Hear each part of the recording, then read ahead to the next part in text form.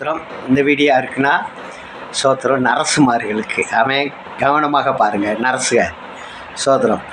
உங்களை போல ஒரு நல்ல பாக்கியமானவங்க யாரும் கிடையாது. அவன் ஏன் சொல்கிறேன், எதுக்கு சொல்கிறேன்னா, இப்போ ஒருத்தர் ரத்த கரையோடு வந்தால் அந்த பாஞ்சு வாச்சு அந்த மருந்தை வச்சு தொடச்சி அவங்கள என்ன செய்கிறீங்க, கட்டு போட்டு, இதெல்லாம் நரசுக செய்கிற வேலை இல்லையா?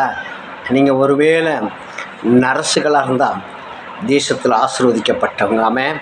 அது டாக்டராக இருந்தால் ஆசீர்வதிக்கப்பட்டவங்க. ஆமென்.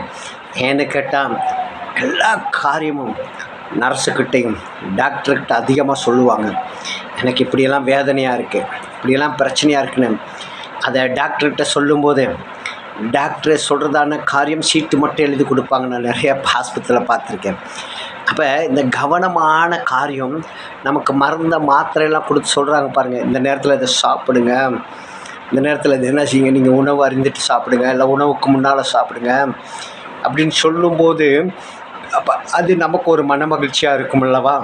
அப்போ அதே போல் இந்த கால பொழுதில் விசேஷமாக வேலை செய்கிற ஆஸ்பத்திரிகளில் வேலை செய்கிற நர்ஸுகளை தேவன் ஆசீர்வதிக்கப்பட வேண்டும், ஆசீர்வதிக்கணும்.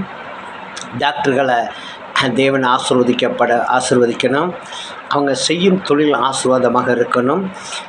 சோத்திரம். அது மாத்திரமில்ல, அந்த ஆஸ்பத்திரியை க்ளீன் பண்ணுறவங்க, சமைக்கிறவங்க, சோத்திரம், இன்னும் எத்தனையோ காரியங்கள் உண்டு. அப்போ அவங்களுக்கெல்லாம் நம்ம செபிக்கணும். சோத்திரம். ஹல்லேலூயா. சோத்திரம். அப்போ இந்த கால பொழுதில் அவங்களுக்காக செபிக்கலாம். பரிசுத்தமுள்ள நல்ல பிதாவே, நல்ல வேலைக்காக நன்றியோடு துதிக்கிறோம், சோத்தரிக்கிறோம். இந்த கால பொழுதில் கூட டாக்டர்களுக்காக நர்ஸுகளுக்காக ஜெபிக்கிறோம். கர்த்தருடைய ஆசீர்வாதமும் ஆண்டவரே, கர்த்தருடைய நன்மை அவங்களுக்கு இருக்கட்டும். கர்த்தர் கொடுத்த ஞானத்தில் இந்த ஆண்டவரே அப்படியே கொஞ்ச வேலைகளை செய்து கொண்டிருக்காங்க. அதை கிருபியாக ஆசீர்வதித்து கர்த்தர் பொறுப்படுத்து கொள்ளும். அவங்க போக்கத்தை வார்த்தையும் கிருபியாக பாதுகாத்து கொள்ளும்.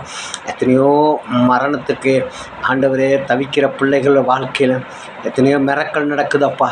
அதே மிரக்கல் இன்னும் நடக்கணும் ஆண்டவரே. எங்கள் தேசத்தில், எங்கள் பட்டணத்தில் அப்படியே கொஞ்சம் மிரக்கல் நடக்கும்படியாக நான் ஜெபிக்கிறேன். தொடர்ந்து கர்த்தர் ஆசீர்வாதம் ஆண்டவர் இயேசுவின் நாமத்தில் பிதாவே. ஆமென். God bless you.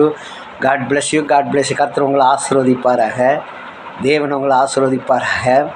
பரிசுத்த ஆவியானவர் உங்களை ஆசீர்வதிப்பாராக. ஜீவனுள்ள தேவன் உங்களை ஆசீர்வதிப்பாராக. ஒருபோது எதை குறித்து கலங்காதீங்க. கர்த்தர் உங்களை ஆசீர்வதி. God bless you.